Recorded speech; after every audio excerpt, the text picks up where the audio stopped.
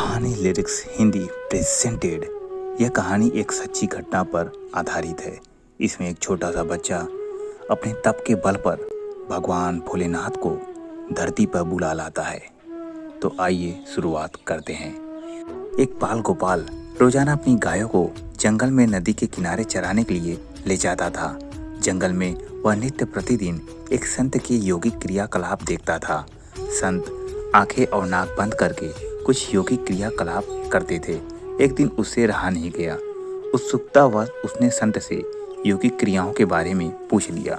बाल गोपाल के सवाल पर संत ने जवाब दिया कि वह इस तरह से भगवान से साक्षात्कार करते हैं। संत के प्रस्थान करने के बाद बाल गोपाल भी योगिक क्रियाओं को दोहराने लगा और इस बात का संकल्प ले लिया कि आज वह भगवान के दर्शन साक्षात करके ही रहेगा।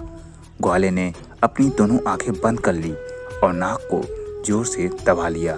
श्वास प्रवाह बंद होने से उसके प्राण निकलने की नौबत आ गई। उधर कैलाश पर्वत पर महादेव का आसन डोलने लगा। शिव ने देखा कि एक बाल गोपाल उनसे साक्षात करने के लिए कठोर तप कर रहा है। उसके हठ को देखकर भगवान भोलेनाथ प्रकट हुए और बोले, वत्स्य, मैं तुम्हारी तपस्या से प्रसन्न हूँ और तुमको दर्शन देने आया हूँ। ग्वाले ने बंद आंखों से ही इशारा करके पूछा, आप कौन हो? भोलेनाथ ने कहा, मैं वही भगवान हूँ जिसके लिए तुम इतना कठोर तप कर रहे हो। ग्वाले ने अपनी आंखें खोली और सबसे पहले एक रस्सी लेकर आया। क्योंकि उसने कभी भगवान को देखा नहीं था, इसलिए उसके सामने पहचान का संकट खड़ा हो गया। उसने भगवान को पेड़ के साथ रस्सी से बांध दिया और साधु को बुलाने के लिए भाग कर गया। संत तुरंत उसकी बात पर यकीन करते हुए दौड़ते हुए आए, लेकिन संत को कहीं पर भी भगवान नजर नहीं आए। संत ने बाल गोपाल से कहा, मुझे तो कहीं कुछ नहीं दिख रहा है। तब ग्वाले ने भगवान से पूछा, प्रभु, आप यदि सही में भगवान हो तो साधु महाराज को दिख क्यों नहीं रहे हो?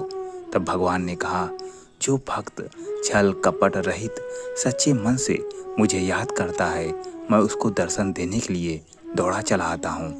तुमने निर्छल मन से मेरी आराधना की है, अपने प्राण दांव पर लगाए हैं और मेरे दर्शन का दृढ़ संकल्प लिया है। इसलिए मुझे कैलाश से मृत्युलोक में तुमको दर्शन देने के लिए आना पड़ा। जबकि साधु के आचरण में इन सभी बातों का अभी भी अभाव है।